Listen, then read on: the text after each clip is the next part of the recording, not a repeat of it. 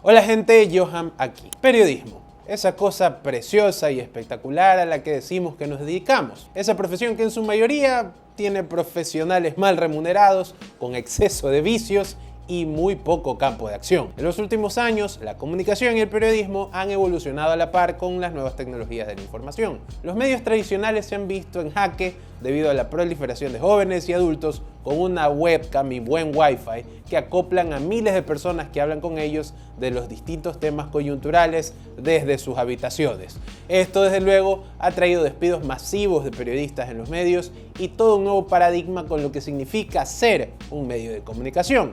No obstante, hay un tema en el periodismo que no deja de debatirse: la objetividad. Al parecer, en los tiempos que corren es difícil definir la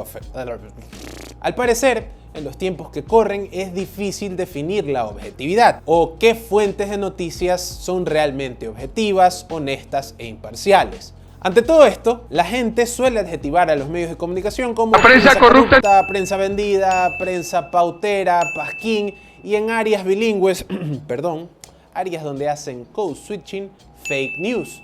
Pero, ¿es posible que la prensa o los medios sean objetivos? ¿De dónde nace la idea de objetividad en la prensa? Vamos a tratar de darle una respuesta a continuación. Bienvenidos a este videoblog Outsider. El nombre está en proceso de desarrollo.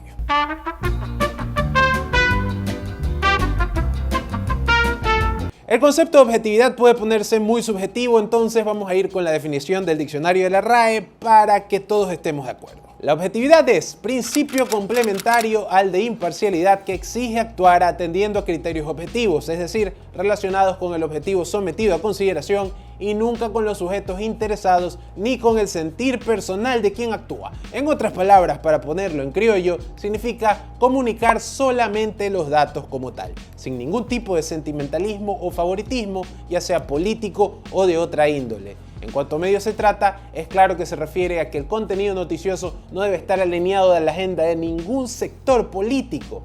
También tenemos que encontrar los orígenes de la idea del periodismo objetivo porque, a pesar de lo que se pueda pensar, es un fenómeno relativamente moderno.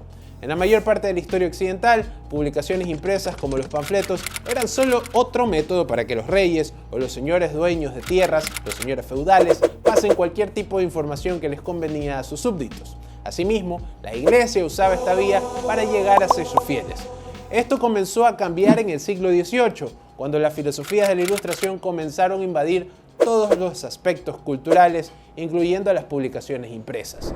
Así como los artistas y científicos usaban el principio de la razón para entender el mundo sin las ataduras del concepto de Dios o de la aristocracia, las noticias comenzaron a hacer lo mismo, tratando temas de índole social y político. Esto desde luego comenzó a mostrar una nueva perspectiva sobre el rol de objetividad dentro de la prensa, ya que la misma filosofía que permitía entender el universo sin ningún tipo de inclinación o parcialidad estaba poniéndose en uso para entender a la sociedad, o eso creían. Aquí entra una cita del filósofo Terry Eagleton, que en su libro La función de la crítica hace una recapitulación de los duros inicios de la prensa escrita en Inglaterra. En el inicio, Eagleton hace un análisis de dos de los diarios más antiguos, The Spectator y The Tatler. Según nuestro amigo Terry, ambos medios utilizan la corrección moral y el ridículo satírico para hacer críticas a la aristocracia, que en tiempos previos habría significado un encierro, un calabozo o una decapitación, depende.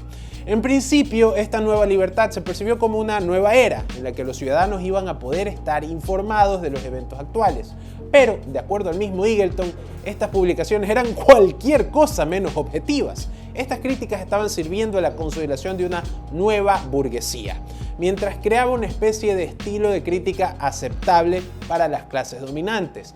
Lo que estaba disponible para decirse a modo de crítica era determinado por los bloques poderosos de Inglaterra. Eagleton hace énfasis que incluso para participar de estos desinteresados debates sobre la sociedad, uno tenía que ser, dueño de tierras. Lo que irónicamente Terry Eagleton traduce a: solo los interesados pueden ser desinteresados. En otras palabras, todos estos debates y desacuerdos entre los periódicos funcionaban gracias a que imparcialmente querían que el engranaje de la sociedad dominante que los mantiene en la cima siga funcionando. Es decir, solo los ricos podían escribir en los medios. Y mientras Eagleton hacía esta crítica a la prensa del siglo XVIII, el gran Søren Kierkegaard hacía una crítica a la prensa emergente en Copenhague durante su época, pero mientras Eagleton criticaba la incapacidad de ser objetivos por parte de esa prensa, Kierkegaard los criticaba por ser demasiado objetivos. Uno de los principios filosóficos de Søren era que la verdad es subjetividad, refiriéndose a que si algo va a ser cierto, debe incluir pasión y compromiso de parte de quien lo defiende. Ahora, eso puede leerse un poco extraño, pero vamos a tratar de explicarlo. En términos periodísticos, Kierkegaard sostenía que la falta de subjetividad de la prensa junto a la falta de pasión iba a crear desinterés, llegando a una era de reflexión sin pasión, donde las personas preferirían ver cómo todo arde a su alrededor sin hacer nada para cambiarlo. ¿Les suena un poquito familiar? Una de las grandes consecuencias de la prensa objetiva, según Kierkegaard, era que todas las personas que leían el periódico se iban a convertir en un gran anónimo llamado público o audiencia. Las noticias se convierten así en una recopilación de datos pseudo-objetivos que forman una pieza de entretenimiento donde el mundo es el protagonista. Ahora, podríamos considerar, por ejemplo, el trabajo de Jon Stewart, el segundo conductor del Daily Show, como una ejemplificación de todo lo contrario de aquello que odiaba Kierkegaard. Stewart no comenzaba desde el objetivo, sino que contaba la realidad de lo que pasaba social y políticamente en Estados Unidos a inicios de los 2000, desde su propia subjetividad. Como el escritor Matt Taibbi adherió en el New York Times diciendo que algunos objetan la caracterización de Stewart como periodista porque tiene opiniones y no es objetivo. Esas personas no deben ser tomadas en serio. Las opiniones no pueden ser extraídas de un reportaje. Lo que se debe preguntar es si esas opiniones están o no escondidas. Taibbi da a entender que la objetividad es una especie de excusa que los periodistas usan para evadir responsabilidad. A diferencia de cómo CNN se marketea con cosas como los hechos primeros o facts first, Stewart se manejaba desde su subjetividad, mostrándole a la audiencia cuál era su postura desde un inicio, incluso rompiendo con el humor de su programa para ponerse cándido sobre temas que le apasionaban, como el seguro de salud para los sobrevivientes de las brigadas de respuesta del 11 de septiembre. No es que los hechos no existan, sino que esconderse en ellos para alejarte de tu propia parcialidad es malo y bastante cobarde si me lo preguntan. Pero entonces, si Kierkegaard exploró este concepto ya en el siglo XVIII y Terry Eagleton hace 20 años, ¿por qué seguimos obsesionados con la idea de una prensa objetiva? Bueno, esa idea, como siempre, viene de un gringo. Walter Lippmann fue un periodista y crítico de medios del siglo XX que argumentaba que los periodistas deberían incorporar el método científico en su manera de reportar. De esta forma, los ciudadanos se informarían mejor, lo que conllevaría mejores procesos democráticos y un mundo, entre comillas, mejor. Aunque seguramente Lippmann lo hizo con las mejores intenciones, la popularidad de la prensa objetiva en el siglo XX tiene muy poco que ver con aspiraciones de una mejor democracia. Es, de hecho, el pasatiempo favorito de los norteamericanos, lo que permite afianzar la idea de objetividad en la prensa, nada más y nada menos que la publicidad. Mientras la prensa crecía para convertirse en una industria como tal, la publicidad se convirtió en una fuente primordial de ingresos en los medios. Por eso, tener un medio donde había una tendencia marcada y solo una pequeña parte del público iba a ser fiel, era un riesgo para los negocios que nadie quiere tomar. Si un periódico iba a tener un enfoque socialista en una ciudad pequeña del interior de Estados Unidos, lo más probable es que las marcas no estén interesadas en pautar. Por otro lado, estaba el riesgo de que un medio con una tendencia totalmente contraria vaya y se robe tu audiencia y tu cuota de mercado. Gerald Baldasty, un académico especializado en medios, decía que la prensa del siglo XIX quería menos crítica de personajes públicos y le recordaban a los medios que ser partisanos afectaba la circulación y por ende los ingresos. Incluso si eras un medio grande y tenías una tendencia política muy clara, esa podría ser la señal que asuste a los publicistas y a pesar de tener una base de lectores fuerte, no podría sobrevivir. Como dijeron los académicos Noam Chomsky y Edward S. Herman en su obra Los Guardianes de la Libertad, existían muchos medios de comunicación que tenían una base de lectores mucho más amplia que sus competidores más objetivos. No obstante, desaparecieron ya sea por falta de ingresos publicitarios o peor aún porque sus rivales los compraron y pasaron a ser más objetivos llenándose de publicidad. Entonces, mantener una visión objetiva de las cosas se convierte en código para decir que vas a darle una versión más dulce del mundo a la audiencia más amplia posible.